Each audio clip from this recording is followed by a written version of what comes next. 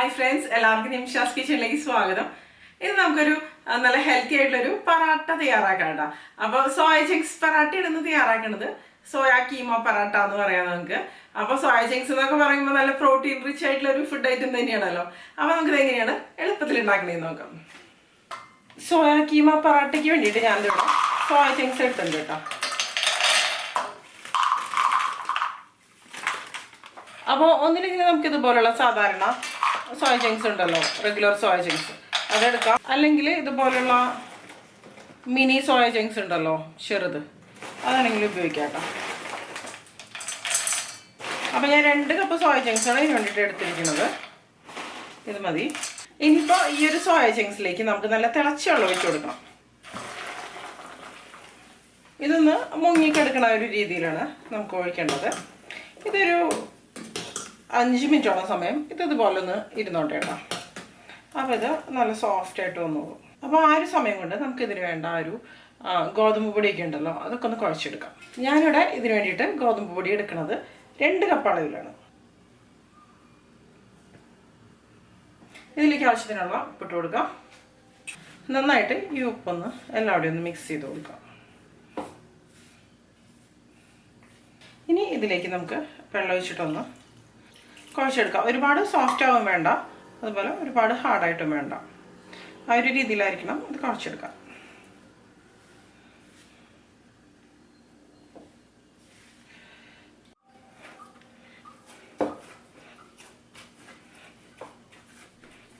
ഇത് ഇതുപോലെ ഒന്ന് കുഴച്ചെടുക്കാം.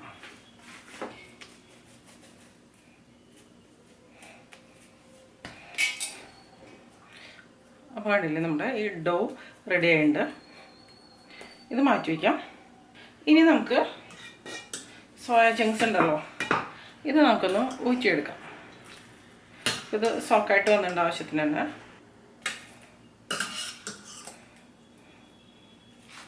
നിങ്ങൾക്കിത് വേണമെന്നുണ്ടെങ്കിൽ ഒരു 3-4 പ്രാവശ്യം കഴുകിയെടുക്കണമെങ്കിൽ അങ്ങനെ ചെയ്യാം കേട്ടോ. അല്ലെങ്കിൽ ഇതൊന്ന് തണുത്തതിന് ശേഷം നമുക്കിത് ഇതുപോലെ ഈ വെള്ളം ഉണ്ടല്ലോ നന്നായിട്ട് അങ്ങോട്ട് പിഴിഞ്ഞെടുക്കാം. ഇപ്പോൾ ചൂടുണ്ട്, പിഴിഞ്ഞ് കളയാം. ഓക്കെ, വെള്ളം തീരെ ഉണ്ടാവരുത്. ഈ ഒരു രീതിയിൽ എല്ലാം ഇതുപോലെ തന്നെ ചെയ്തെടുക്കുക. ഇപ്പോൾ കണ്ടോ, നമ്മുടെ സോയ ചങ്ക്സ് ഒന്ന് തണുത്ത് വന്നിട്ടുണ്ട് കേട്ടോ. തണുത്തതിന് ശേഷം നമുക്കിത് മിക്സിയുടെ ജാറിലേക്ക് ഇട്ട് കൊടുക്കാം. അതിനുശേഷം ഇത് നമ്മൾ സാധാരണ ഇപ്പോൾ ചിക്കൻ കീമയൊക്കെ ഉണ്ടാക്കില്ലേ, ആ ഒരു രീതിയിലൊന്ന് നമുക്ക് ക്രഷ് ചെയ്തെടുക്കാം. അതായത് അരച്ചെടുക്കേണ്ട ആവശ്യമില്ല, പക്ഷേ ചെറിയ തരികളോടുകൂടി, അതായത് കോഴ്സ്ലി ഗ്രൈൻഡ് ചെയ്തെടുക്കാം. ഇനി 2 പ്രാവശ്യമായിട്ട് ഇട്ട് കൊടുക്കാം കേട്ടോ. അപ്പോഴായിരിക്കും പെർഫെക്റ്റ് ആയിട്ട് വരാം. ഇതിലേക്ക് വേറെ ഒന്നും ചേർക്കേണ്ട ആവശ്യമില്ല. ഇപ്പോൾ ഇതേ ഈ ഒരു രീതിയിലാണ് ഇത് അരച്ചെടുക്കേണ്ടത്. കണ്ടില്ലേ,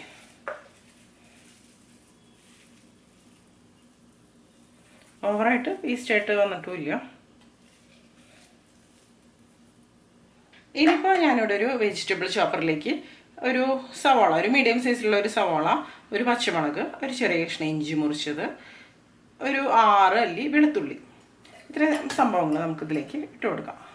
വെളുത്തുള്ളി ഇട്ട് കൊടുക്കാം, ഇഞ്ചി മുറിച്ചത് ഇട്ട് കൊടുക്കാം, ചെറിയ കഷ്ണങ്ങളായിട്ട് മുറിച്ചിട്ട് കൊടുക്കാം, എന്നാലേ കറക്റ്റായിട്ട് വരുള്ളൂ. ഒരു പച്ചമുളക് എരിവിനനുസരിച്ച്. പിന്നെ ഈ ഒരു സവാള ഒന്ന് കട്ട് ചെയ്തിട്ട് കൊടുക്കാം.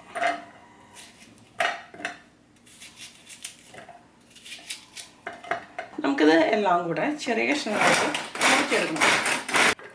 ഈ ഒരു രീതിയിലാണ് ഞാനിതെല്ലാം കൂടെ മുറിച്ചെടുത്തിരിക്കുന്നത്. ഇനി നമുക്കിതിൻ്റെ ഫില്ലിങ് തയ്യാറാക്കണം. അപ്പോൾ ഞാനിവിടെ ഒരു കടായിലേക്ക് കുറച്ച് എണ്ണ ഒഴിച്ച് കൊടുക്കുകയാണ്. 1 ടേബിൾ സ്പൂണോളം എണ്ണ. എണ്ണ നന്നായിട്ട് ചൂടായിട്ട് വരുമ്പോൾ ഇതിലേക്ക് നമ്മൾ മുറിച്ചെടുത്ത ഇഞ്ചി, വെളുത്തുള്ളി, പച്ചമുളക്, സവാള ഇതെല്ലാം കൂടി ഇട്ട് കൊടുക്കാം. സവാള നല്ല ചെറിയ കഷ്ണമായിട്ട് മുറിച്ചെടുക്കണം. സവാള മാത്രമല്ല, ഇതിലേക്ക് ചേർക്കണം എല്ലാ ഇൻഗ്രീഡിയൻസും ഉണ്ടോ. അല്ലെങ്കിൽ നമ്മൾ പറാത്ത തയ്യാറാക്കുന്ന സമയത്ത് പരത്തിയെടുക്കുമ്പോൾ അത് പുറത്തോട്ട് വരും. ഇതൊന്ന് ഇളക്കി കൊടുക്കാം. ഈ സവാളയും ഇഞ്ചി വെളുത്തുള്ളിയും ഒന്നും അങ്ങനെ വഴറ്റിയെടുക്കേണ്ട ആവശ്യമൊന്നുമില്ല കേട്ടോ. 1 മിനിറ്റ് ഒന്ന് ഇതുപോലെ ഒന്ന് വഴറ്റിയെടുക്കുന്നുണ്ട്. ഇതിലേക്ക് 1/2 ടീസ്പൂൺ അളവിൽ മഞ്ഞൾപ്പൊടി, 3/4 ടീസ്പൂൺ അളവിൽ മുളക് പൊടി, 1/2 ടീസ്പൂൺ മല്ലിപ്പൊടി, 3/4 ടീസ്പൂൺ അളവിൽ ഗരം മസാലയുടെ പൊടി എല്ലാം കൂടെ നന്നായിട്ടൊന്ന് ഇതുപോലെ ഒന്ന് മിക്സ് ചെയ്ത് കൊടുക്കുക. ഇപ്പോൾ ആ പൊടികളുടെ പച്ചമണം ഒന്ന് മാറി വന്നിട്ടുണ്ട്. ഇതിലേക്ക് നമ്മൾ തയ്യാറാക്കിയ ഒരു സോയ കീമ ഉണ്ടല്ലോ, അതിട്ട് കൊടുക്കുക. ഇതിലേക്ക് ആവശ്യത്തിനുള്ള ഉപ്പ് നമുക്ക് ഇട്ട് കൊടുക്കാം. നന്നായിട്ട് എല്ലാം കൂടെ അങ്ങോട്ട് മിക്സ് ചെയ്ത് കൊടുക്കാം. ഉപ്പൊക്കെ എല്ലാവരും നന്നായിട്ട് തന്നെ ആയി വരുന്നുണ്ടാവും. അതുപോലെ തന്നെ മിക്സ് ചെയ്ത് കൊടുക്കാം. ഞാനിത് ഹൈ ഫ്ലെയിമിൽ തന്നെയാണ് വെച്ച് കൊടുത്തിരിക്കുന്നത്. ഇതിലെന്തെങ്കിലും വാട്ടർ കണ്ടൻറ്റൊക്കെ ഉണ്ടെന്നുണ്ടെങ്കിൽ അതൊക്കെ മാറി ഇതൊരു 5 മിനിറ്റ് ഇതുപോലെ ഒന്ന് വഴറ്റിയെടുത്തൊന്ന് ഡ്രൈ ആക്കി എടുത്താൽ മതി കേട്ടോ. അപ്പോൾ എത്ര നമ്മൾ പിഴിഞ്ഞെടുത്താലും ചെറുതായിട്ടൊക്കെ വാട്ടർ കണ്ടൻറ്റ് ഇതിലുണ്ടാവും. അപ്പോൾ ഈ വാട്ടർ കണ്ടൻറ്റ് വെച്ചിട്ട് നമ്മൾ പറാട്ട ഉണ്ടാക്കുന്ന സമയത്ത് അത് പൊട്ടിപ്പോവും. ഇപ്പോൾ കണ്ടോ, ഇതൊന്ന് ഡ്രൈ ആയിട്ട് വന്നിട്ടുണ്ട്. ഇത് മതി. ടേസ്റ്റ് ചെയ്ത് നോക്കുക കേട്ടോ. ഉപ്പൊക്കെ കറക്റ്റ് ആണോ നോക്കുക. ഉപ്പുണ്ട്, ആവശ്യത്തിന് എരിവ്, എല്ലാ ടേസ്റ്റും പെർഫെക്റ്റ് തന്നെയാണ് കേട്ടോ. ചെറിയൊരു ഗരം മസാലയുടെ ടേസ്റ്റ്. ഇപ്പോൾ കണ്ടു, ഇത് ആവശ്യത്തിന് ഡ്രൈ ആയിട്ട് വന്നിട്ടുണ്ട്. ഇത് മതി കേട്ടോ. ഇനി ഇതിലേക്ക് നമുക്ക് കുറച്ച് മല്ലിയില ചേർത്ത് കൊടുക്കാം. ഞാൻ ഫ്ലെയിം ഓഫ് ചെയ്ത് കൊടുത്തിട്ടുണ്ട്. അതിന് ശേഷം മല്ലിയില ചേർത്ത് കൊടുക്കുന്നത് നല്ലൊരു ഫ്ലേവർ തന്നെ കിട്ടും. ഇനി ഇത് നന്നായിട്ട് തണുത്ത് വരട്ടെ. തണുത്തതിന് ശേഷം മാത്രമേ നമ്മൾ ഫില്ലിംഗ് ആയിട്ട് വെച്ച് കൊടുക്കുള്ളൂ കേട്ടോ. ഇനിയിപ്പോൾ ഇതിൽ നിന്ന് ഒരു ഉരുളി എടുക്കുക. കുറച്ച് വലിയ ഉരുളി എടുക്കുക കേട്ടോ. സാധാരണ നമ്മൾ ചപ്പാത്തി ഉണ്ടാക്കുന്നതിനേക്കാളും വലിയ ഉരുളി എടുക്കുക. പറാട്ടയല്ലേ. അതിന് ശേഷം ഇതുപോലെ അങ്ങോട്ട് ഉരുട്ടിയെടുക്കുക. ഇനി നമുക്കിത് ഇതുപോലെ ഗോതമ്പ് പൊടിയിലൊന്ന് മുക്കിയെടുക്കാം. അതിനുശേഷം ഒന്ന് പരത്തി കൊടുക്കാം. ഒരുപാട് പരത്തേണ്ട ആവശ്യമില്ല.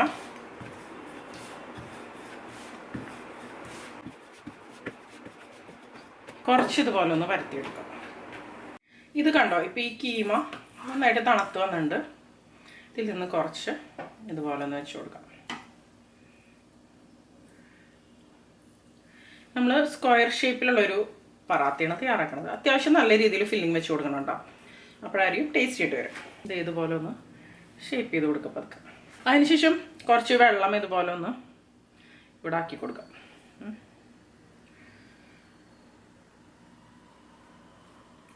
അതുപോലെ ഈ ഒരു ഭാഗത്തും ആക്കി കൊടുക്കുക. അതിനുശേഷം ഇതുപോലെ ആക്കിയെടുക്കാം. 4 ഭാഗത്തും ഇതുപോലെ വെള്ളം വെച്ചിട്ട് ആക്കിയെടുക്കുക. അപ്പോൾ അത് ഒട്ടി വരുമല്ലോ, അതിന് വേണ്ടിയിട്ടാണ്. ഒരു സ്ക്വയർ ഷേപ്പിലാണ് ഞാനത് ആക്കിയെടുക്കണത്. ഇതുപോലെ കൈവച്ച് നന്നായിട്ടൊന്ന് പ്രസ് ചെയ്ത് കൊടുക്കുക. കണ്ടില്ലേ, ഈ ഒരു രീതിയിലാണ്. ഇനി ഇത് വീണ്ടും നമുക്ക് ഗോതമ്പ് പൊടിയിൽ ഇതുപോലെ ഒന്ന് മുക്കിയെടുക്കാം.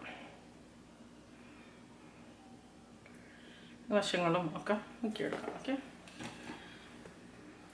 അതിനുശേഷം ഈ ഒരു ഷേപ്പ് നിലനിർത്തിക്കൊണ്ട് തന്നെ ഇതുപോലെ പതുക്കൊന്ന് പരത്തി കൊടുക്കാം. തിരിച്ചും മറിച്ചൊക്കെ വെച്ച് നമുക്ക് പരത്തിയെടുക്കാവുന്നതുള്ളൂ. ഇത് നിങ്ങൾക്കിപ്പോൾ ആലു പറാത്തയൊക്കെ ചെയ്യണ പോലെ ആ ഒരു രീതിയിലും പരത്തിയെടുക്കാവുന്നതുള്ളൂ കേട്ടോ. അപ്പോൾ സർക്കിളാവും. ഇതിപ്പോൾ ഷേപ്പ് വ്യത്യാസം അത്രയേ ഉള്ളൂ, വേറെ ഒന്നുമില്ല. ഇത് ഇത്രയും മതി. കണ്ടില്ലേ, ഈ ഒരു രീതിയിൽ നമുക്കിത് ചുട്ടെടുക്കാം. ചൂടായിട്ടുള്ള തവയിലേക്ക് നമ്മൾ തയ്യാറാക്കി ഈ പറാട്ട ഇട്ട് കൊടുക്കാം. ഒരു ഭാഗം ഒന്ന് വെന്ത് വരട്ടെ. ഇതിനിപ്പോൾ ഒന്ന് നമുക്ക് തിരിച്ചിട്ട് കൊടുക്കാം. ഒരു ഭാഗം ഒന്ന് ചെറുതായിട്ട് വെന്ത് വന്നുണ്ട്. ഇനി ഇതിൻ്റെ മുകളിലേക്ക് നമുക്ക് ഒന്നില്ലെങ്കിൽ എണ്ണ അല്ലെങ്കിൽ നെയ്യ് ഇതുപോലെ ബ്രഷ് ചെയ്ത് കൊടുക്കാം. നെയ്യാകുമ്പോൾ ഒന്നും കൂടി ഹെൽത്തി ആയിട്ട് മാറും. എണ്ണയാണെങ്കിൽ വെജിറ്റബിൾ ഓയിൽ ചെയ്ത് കൊടുക്കാം കേട്ടോ, അതായിരിക്കും നന്നായിട്ട് വരിക. ഈ ഒരു ഭാഗം ഒന്ന് ഇതുപോലെ തിരിച്ചിട്ട് കൊടുക്കാം. അതിനുശേഷം ആ ഒരു ഭാഗത്ത് നമുക്ക് ഇതുപോലെ എണ്ണ ഒന്ന് സ്പ്രെഡ് ചെയ്ത് കൊടുക്കാം. ഒന്നും കൂടി നമുക്ക് തിരിച്ചിട്ട് കൊടുക്കാം. ഇതുപോലെ നല്ലൊരു കളർ വരണം. കണ്ടില്ലേ, വീർത്ത് വരണുണ്ടോ നന്നായിട്ട്. രണ്ട് ഭാഗം നന്നായിട്ട് വെന്ത് തന്നെ ഒരു മീഡിയം ഫ്ലെയിമിൽ വെച്ചിട്ട് തന്നെ വേവിച്ചെടുക്കാം കേട്ടോ. അപ്പോഴായിരിക്കും എല്ലാവിടെയും നന്നായിട്ട് ഉൾഭാഗമൊക്കെ നന്നായിട്ട് വെന്ത് വരിക. അപ്പോൾ അതേ നമ്മുടെ സോയാ കീമ പറാത്ത അടുത്തതും റെഡി ആയിട്ടുണ്ട്. അടിപൊളിയല്ലേ?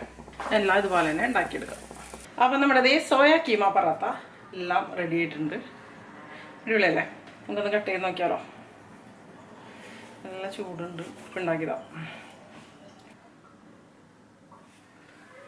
കണ്ടോ കണ്ടോ നമ്മുടെ സോയാ കീമ പറാത്ത എല്ലാവിടെയും ഈവനായിട്ട് തന്നെ വന്നിട്ടുമുണ്ട്. അപ്പോൾ ഇതിൻ്റെ ഒരു അഡ്വാൻറ്റേജ് എന്ന് പറയുന്നത് കറിയുടെ ആവശ്യമൊന്നുമില്ല. നമുക്കിതുപോലെ തൈരോ അല്ലെങ്കിൽ റൈത്തിയോ അതൊക്കെ ഉണ്ടെന്നുണ്ടെങ്കിൽ അടിപൊളിയായിട്ട് വരും. നമുക്കിതൊന്ന് ടേസ്റ്റ് ചെയ്ത് നോക്കിയാലോ. ഒരു സോയ കീമ പറാത്ത എടുത്തിട്ടുണ്ട്. ഇതുപോലെ ഒന്ന് പൊട്ടിച്ചെടുക്കാം.